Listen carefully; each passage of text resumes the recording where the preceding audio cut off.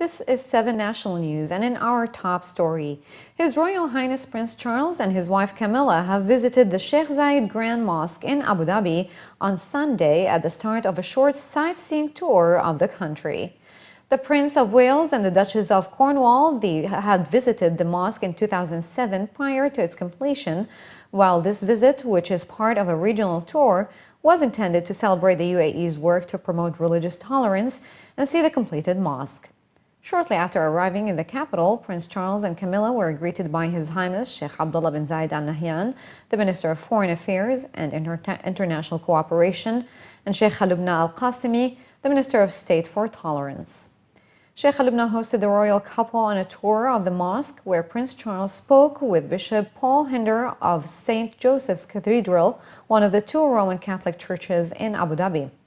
Following a brief tour of the mosque, Charles and Camilla viewed a photography exhibition and other works presented by the cultural guide, with the royal couple then visiting the mosque's main hall to learn about the building's architecture, design, and carpet.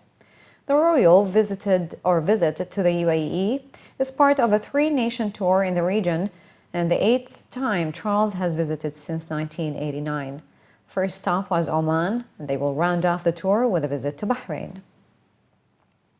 The 2016 edition of Gulfood Manufacturing, the specialty food festival, CFEX, and the newly named Yamex Middle East kicked off today at Dubai World Trade Center and will run until Wednesday, 9th of November. The event was inaugurated by His Excellency Dr. Rashid bin Ahmed bin Fahd, the UAE Minister of State, accompanied by a number of leading UAE business chiefs and VVIPs. In its 3rd edition, Gulfood Manufacturing has attracted 1,600 exhibitors from 58 countries, with the 80,000 square meter exhibition reporting impressive 25% year-on-year growth in floor space, which means Gulfood Manufacturing will span 13 halls this year, 2 more than in 2015. The show is hosting 29 official national pavilions, including production machinery leaders, Austria, Germany, Italy, Korea, Spain, Switzerland, Taiwan, and the United Kingdom, as well as first-time national pavilions representing Indonesia, Ireland, Russia, and South Africa. Open daily between 10 a.m. 6 p.m. on November 7th and 8th, and 10 a.m. to 5 p.m. on November 9th. The event is free to attend and is for trade professionals only. Gulf Manufacturing 2016 will be split into 3 specialist areas. Ingredients Middle East, which features fine and functional ingredients and the latest bulk and commodity ingredients, innovations, tastes, and flavors. ProPack Middle East, which covers automation, processing equipment, and packaging machinery to solve production challenges and increase volume, flexibility, efficiency, quality, and cost control. And Logistics Solutions Middle East, a platform for firms involved in material handling, transport, and commercial vehicles, IT and technology solutions, warehousing operators, facilitators, and service providers. Gulfood Manufacturing is an event that is designed to show food and beverage processing companies and manufacturers from across the entire Middle East, Africa, Indian subcontinent. It's designed to show them how to manufacture faster, better, quicker, cheaper. This is where they will find all of their manufacturing business improvement tools for production line, packaging, equipment and machinery, and the bulk commodity, fine and functional ingredients that will help them improve product. Manufacturers attend this show to help them reach new export markets.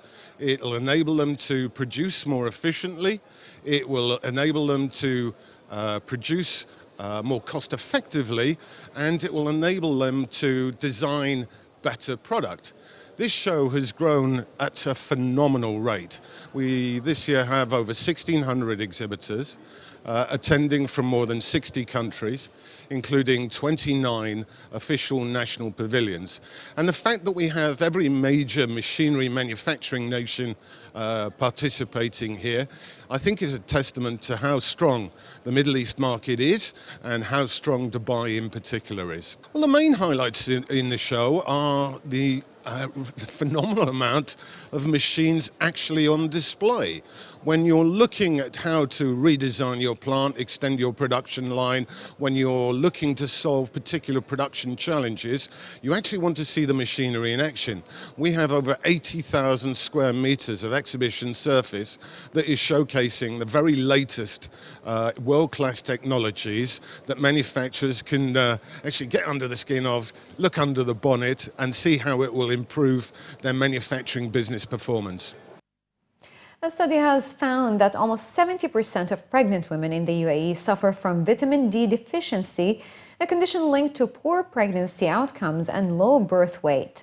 The study, entitled Risk Factors for Maternal Vitamin D Deficiency within the UAE, found that the average vitamin D levels of mothers-to-be was 26.2. Doctors say pregnant women should ideally have levels between 50 and 125. Published in the Journal of Pregnancy and Health or Child Health, the study surveyed 1,088 women, both Emiratis and expatriates, and found that more than 9 out of 10 women were at risk of having low vitamin D. Vitamin D levels lower than 40 in pregnant women have been associated with children suffering from low birth weight and short stature. According to medical professionals, as there are vitamin D receptors in many organs, if a pregnant woman has low vitamin D, she has a higher risk of gestational diabetes, preeclampsia, low birth weight, risks of cesarean section, low calcium in newborns, and even increased risk of autism. Low vitamin D before and immediately after birth can also lead to a greater risk in later life of multiple sclerosis, cancer, insulin-dependent diabetes mellitus, and schizophrenia for both the mother and child. It is estimated that 6.1% of newborns in the UAE have a low birth weight. The study was carried out in collaboration with the Ministry of Health, Westminster University in the UK, Rashid Center for Diabetes and Research, the Institute of Brain Chemistry and Human Nutrition in London, and Zayed University. Out of the 12 districts included in the study, women from Sabqa had the lowest vitamin D levels at 19.4, while women from Mushrif were found to have the highest vitamin D levels at 34.6. The average age of the women surveyed was 28. More than 200 buildings in Dubai are now harnessing power from the sun, based on figures from the Dubai Electricity and Water Authority, which were announced on Sunday. A total of 222 residential and commercial buildings have installed rooftop solar panels and connected to the grid for the Shams Dubai initiative as of October this year, and altogether these buildings have a capacity of 6 megawatts. DIWA recently announced the launch of the largest projects of the Shams Dubai initiative, including the construction of the largest distributed solar rooftop project in the Middle East, after DP World commissioned the installation of 88,000 rooftop solar panels on its Dubai facilities in Jebel Ali Free Zone and Mina Rashid, with Phase 1 to be completed in 2017. DIWA is also cooperating with 18 government organizations to install photovoltaic panels on 35 government buildings in the Emirate.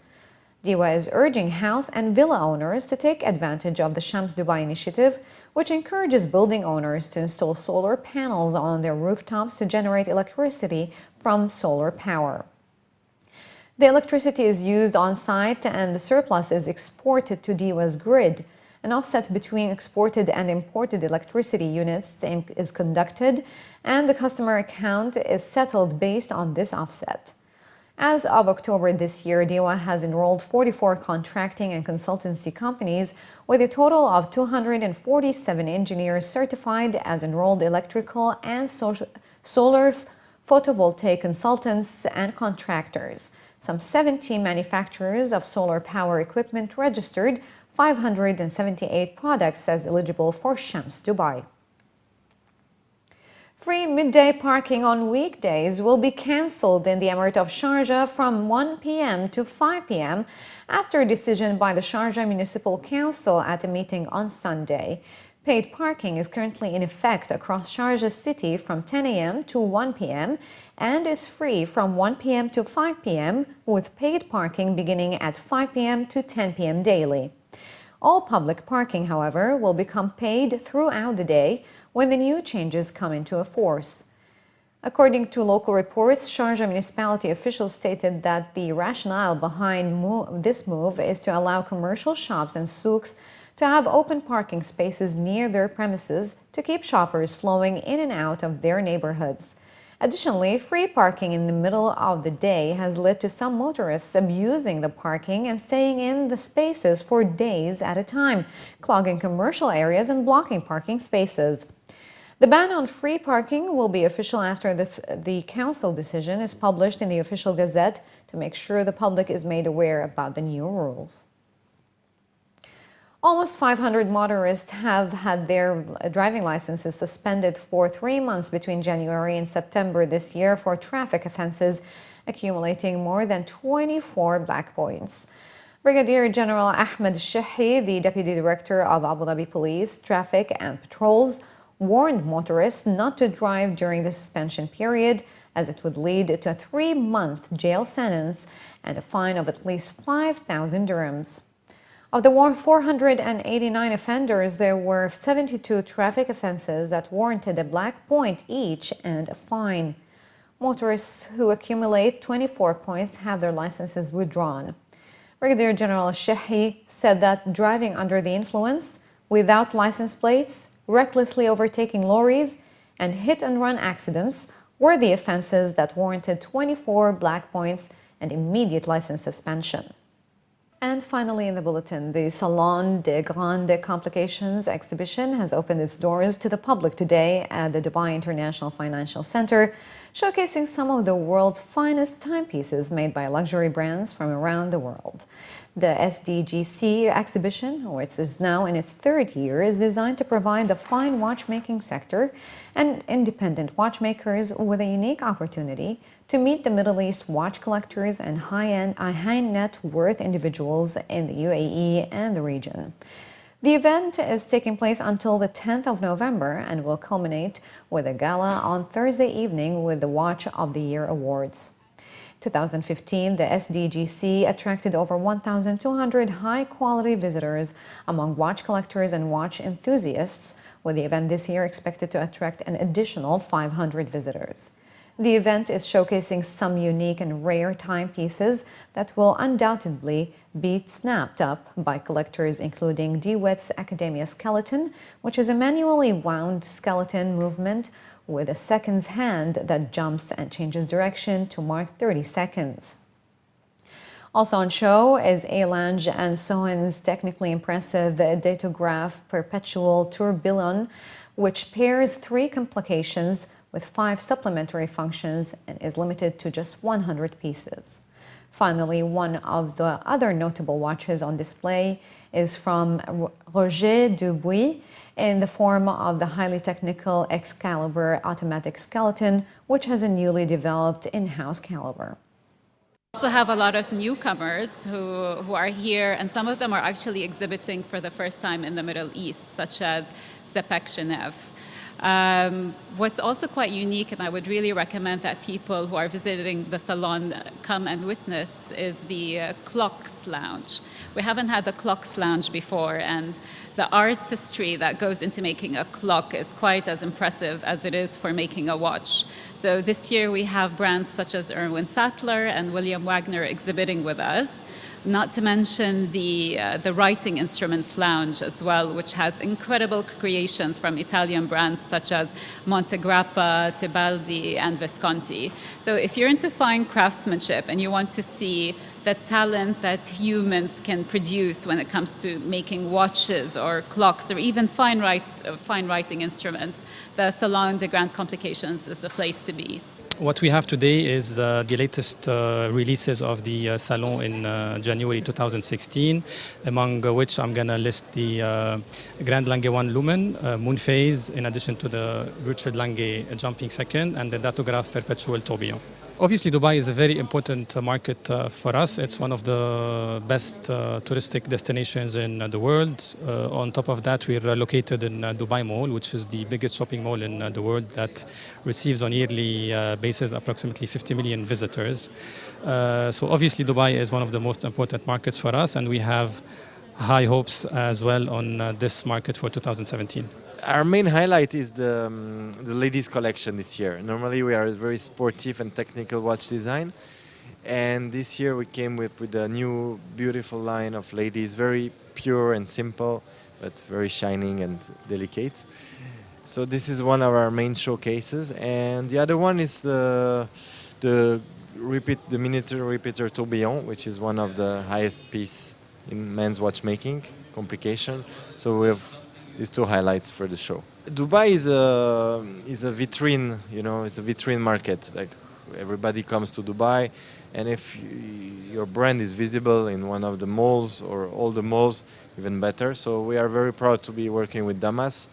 They are exhibiting very well our brand there, and the Dubai Mall or Burj Al Arab.